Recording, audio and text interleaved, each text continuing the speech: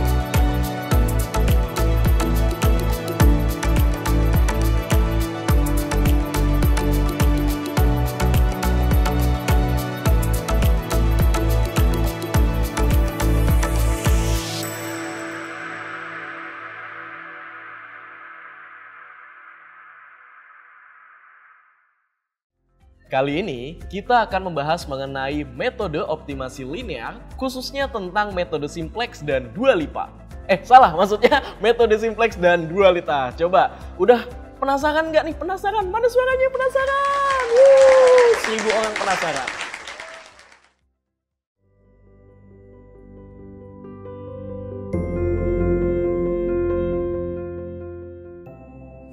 Hai rekan-rekan semua, berjumpa kembali dengan saya, Irma. Sebelumnya kita sudah berkenalan dengan konsep dasar metode grafik. Semoga rekan-rekan sudah lebih familiar dengan metode grafik tersebut. Kali ini saya akan membahas mengenai metode simplex. Yuk kita lanjutkan materinya. Mengapa kita membutuhkan optimisasi? Optimisasi adalah alat yang sangat berguna dalam pengambilan keputusan di berbagai bidang, mulai dari manajemen hingga ekonomi. The simplex method adalah salah satu algoritma terpenting dalam optimisasi linear. Apa itu metode simplex? Metode simplex adalah algoritma yang digunakan untuk menyelesaikan masalah optimisasi linear. Ini bekerja dengan cara menggerakkan kita dari satu solusi yang memungkinkan ke solusi yang lebih baik, hingga mencapai solusi optimal. Konsep dasar metode simplex melibatkan tabel simplex, variabel basis, variabel non-basis, dan fungsi tujuan. Mari kita bahas satu persatu. Metode simplex tidak luput dari tabel simplex. Tabel simplex adalah alat utama dalam metode simplex. Ini digunakan untuk melacak nilai variabel dan menghitung solusi iteratif. Variabel basis adalah variabel yang telah diatasi pada nilai-nilai tertentu. Sedangkan variabel non-basis adalah variabel yang belum diatasi. Fungsi tujuan adalah ekspresi matematis yang harus dioptimalkan dalam metode simplex. Tujuannya adalah untuk memaksimalkan atau meminimalkan nilai tertentu. Apa itu algoritma simplex? Algoritma simplex adalah alat penting dalam menyelesaikan masalah pemrograman linear. Saya akan menjelaskan langkah-langkah dasar dalam algoritma ini. Yang pertama ada inisialisasi, yang kedua ada pilih pivot, yang ketiga ada pembaruan tabel simplex. Mari kita lihat contoh sederhana tentang bagaimana metode simplex dapat digunakan dalam situasi nyata. Misalkan, kita memiliki masalah pemrograman linear sederhana. maksimasi Z sama dengan 3x1 dan 2x2. Batasannya adalah 2x1 plus x2 kurang sama dengan 10, x1 plus 2x2 kurang sama dengan 8, x1, x2 lebih sama dengan 0. Mari kita inisialisasi tabel simplex dan temukan solusi awalnya. Di sini saya tidak akan menjawab seluruhnya karena itu akan memerlukan penjelasan yang panjang. Namun, saya akan memberikan ide singkat tentang langkah-langkahnya. Langkah pertama adalah merumuskan masalah. Mari kita tentukan variabel basis, variabel non-basis, dan fungsi tujuan. Yang pertama ada pemilihan pivot. Pivot adalah alat dalam spreadsheet yang memungkinkan Anda untuk mengubah tata letak data, menggabungkan atau mengagregasi data berdasarkan kriteria tertentu untuk analisis yang lebih mudah. Selanjutnya, kita akan membahas bagaimana memilih elemen pivot yang tepat untuk melakukan langkah berikutnya dalam algoritma simplex. Dalam bentuk standar, kendala-kendala ini akan menjadi 2x1 plus x2 plus s1 sama dengan 10. x1 plus 2x2 plus s2 sama dengan 8. Di sini, S1 dan S2 adalah variabel slack atau variabel surplus dalam kasus ketidaksetaraan lebih dari atau sama dengan. Sekarang, mari kita buat pivot tabel. Pivot tabel adalah alat yang digunakan untuk memilih variabel masukan X1, X2, S1, dan S2 yang akan masuk atau keluar dari solusi optimal. Dalam contoh ini, kita akan menggunakan aturan pivot untuk memutuskan apakah X1 atau X2 harus masuk atau keluar dari solusi optimal. Tabel awal akan terlihat seperti ini. Tabel setelah pemilihan pivot akan terlihat seperti ini. Di sini kita akan memiliki X1 dan S2 sebagai variabel basis. Lakukan iterasi berikutnya sesuai dengan langkah yang telah dijelaskan sebelumnya sampai mencapai solusi optimal.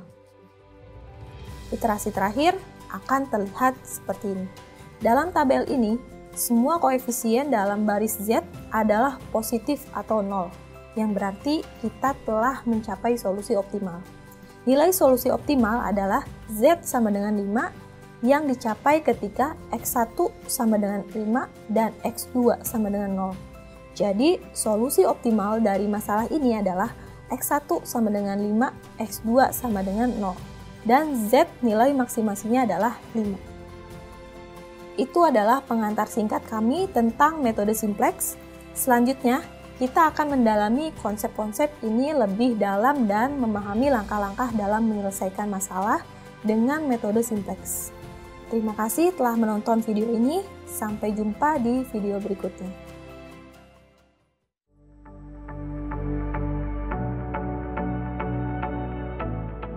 Halo, perkenalkan saya Afifah Widodo Putri. Saya dari mahasiswa BINUS Online Sistem Informasi dan saat ini saya bekerja sebagai salah satu ASN di instansi pemerintahan. Kebetulan saya baru banget join di BINUS Online, baru sekitar sebulanan, belum ada begitu peningkatan signifikan, tapi saya udah belajar banyak. Contohnya salah satunya adalah manajemen waktu yang dimana itu terpakai juga di dunia kerja. Salah satu struggle-nya itu dia tadi, manajemen waktu, pembagian waktu, karena dibarengi dengan kerjaan, dibarengi juga dengan tugas-tugas kuliah. Mungkin struggle-nya adalah saya harus lebih bisa menempatkan jadwal-jadwal agar semuanya terkerjakan dengan baik dan selesai gitu. Harapannya semoga aku tetap konsisten belajar di BINUS Online karena ini butuh konsistensi yang sangat luar biasa, dan aku berharap semoga aku dapat memberikan kontribusi sedikit banyaknya kepada kampus, dan juga semoga BINUS Online semakin banyak peminatnya karena selain belajarnya fleksibel di mana aja, waktunya juga fleksibel.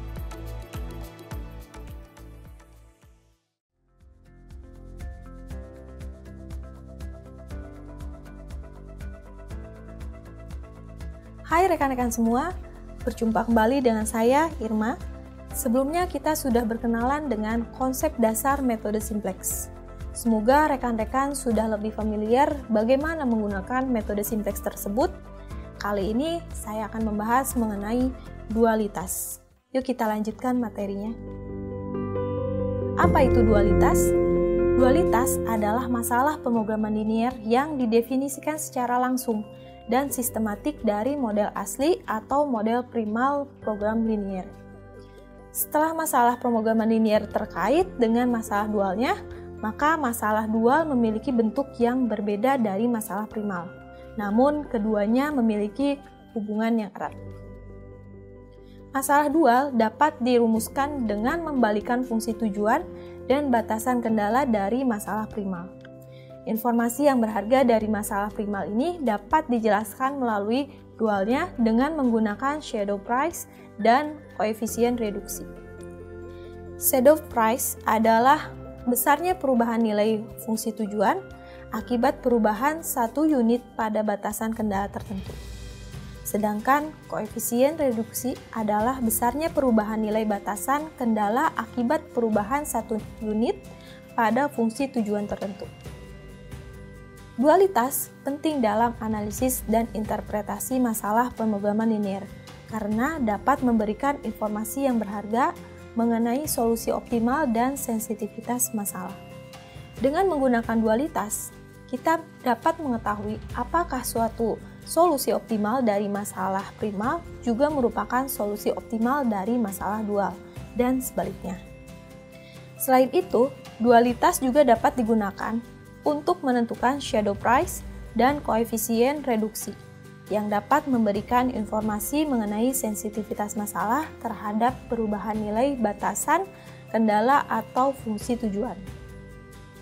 Di sini ada hubungan persoalan primal dengan dual. Yang pertama, koefisien fungsi tujuan primal menjadi konstanta ruas kanan persoalan dual. Sedangkan konstanta ruas kanan primal menjadi koefisien fungsi tujuan bagi dual. Yang kedua, untuk setiap pembatas primal atau satu variabel dual, dan untuk setiap variabel primal ada satu pembatas dual. Setiap variabel primal berkorespondensi dengan pembatas dual, dan setiap pembatas primal berkorespondensi dengan variabel dual.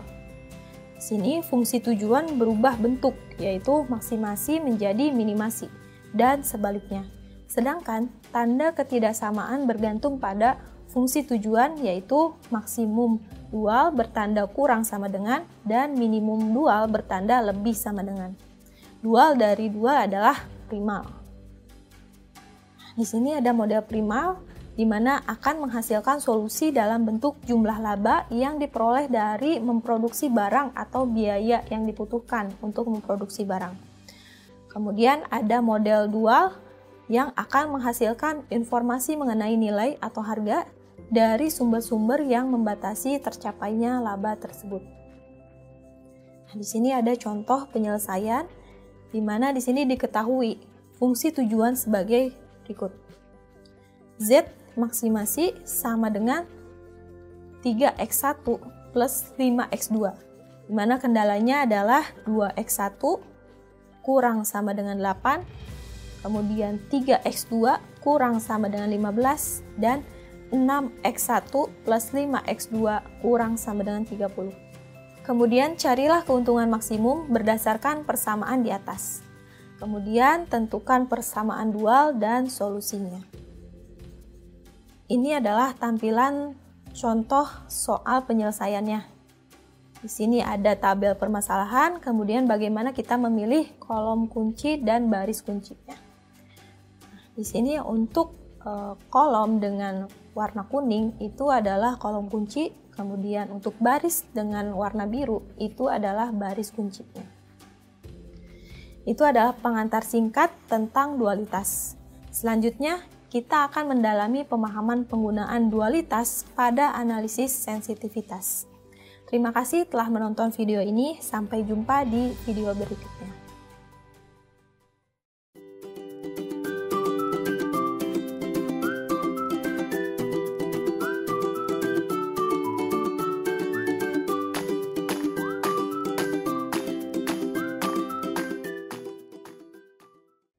Itu dia materi mengenai metode simplex dan dualitas ya, bukan dua lipa. Gimana, udah makin paham belum nih Binusian? Harusnya udah ya.